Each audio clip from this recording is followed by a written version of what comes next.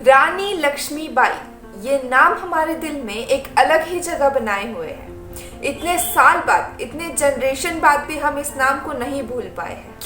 क्योंकि उन्होंने प्रूफ किया है कि अगर आपको कोई होप नहीं मिलती, आशा नहीं मिलती, तो खुद एक आशा बन जाओ। सो हेलो एवरीवन, मैं भाग्यश्री। आज बात करेंगे ये झांसी की रानी, एक वंडरफुल वुमेन जो अपने बुद्धि, शौर्य और स्मार्टनेस के लिए जानी जाती है। रानी लक्ष्मीबाई का जन्म 19 नवंबर 1828 को काशी वाराणसी में हुआ था।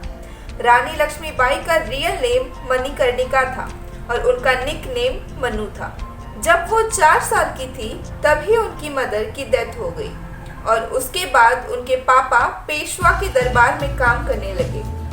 बचपन से ही मनु को हथियार सीखना, हॉर्स राइडिंग और मार्शल आर्ट का बहुत शौक था और इसमें मनु ने महारत भी हासिल की। उनके पास साहस और प्रेजेंस ऑफ माइंड था जो उन्होंने बहुत बार प्रूव किया। केवल 13 साल की उम्र में वो वुमेन्स राइट के लिए खड़ी हुई। उन्होंने विडो सिस्टम का अगेंस्ट किया। विडो सिस्टम का मतलब जब किसी के पति की डेथ हो जाती थी तब उसकी पत्नी को उसकी पति की डेड बॉडी के साथ ही जला दिया जाता था। तो रानी लक्ष्मीबाई ने विडो सिस्टम का अगेंस्ट किया और इंग्लिश मैन के खिलाफ खड़ी हुई इंडिया के इंडिपेंडेंस के लिए।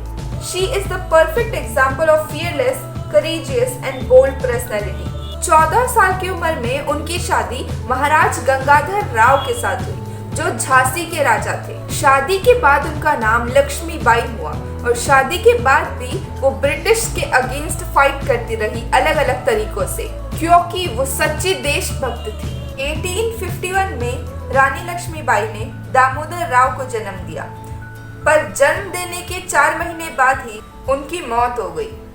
कुछ समय बाद गंगाधर राव ने एक बच्चे को गोद लिया और उसका नाम भी दामोदर राव रखा, लेकिन अनफॉर्चुनेटली दामोदर राव की भी डेथ हो गई उनकी बीमारी की वजह से। और ब्रिटिश गवर्नमेंट ने महाराज की डेथ को एक अपॉर्चुनिटी की तरह देखकर झांसी पर कब्जा करना चाहा, लेकिन रानी लक्ष्मीबाई इसके टोटली अगेंस्ट थी।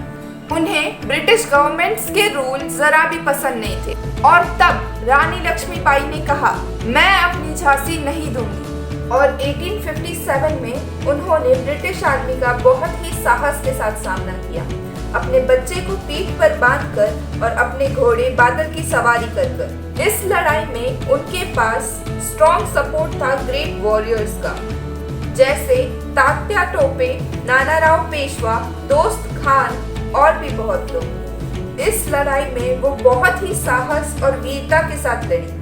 लड़ाई में वो एक सैनिक द्वारा घायल हो गई और इसी लड़ाई में उनकी डेथ भी हुई 18 जून 1858 में। पर हमें ये नहीं भूलना चाहिए कि वो बहुत ही वीरता के साथ लड़ी। वो स्वराज चाहती थी, वो इंडिया को ब्रिटिश रूल से मुक्त करना चाहती थी।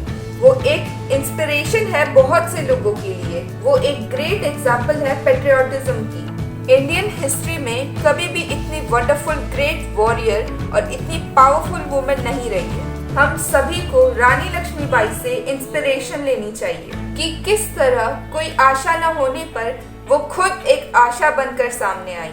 आज 18 जून उनके पुण्यतिथि के अवसर पर हम सभी की ओर से उन्हें भावपूर्ण श्रद्धांजलि।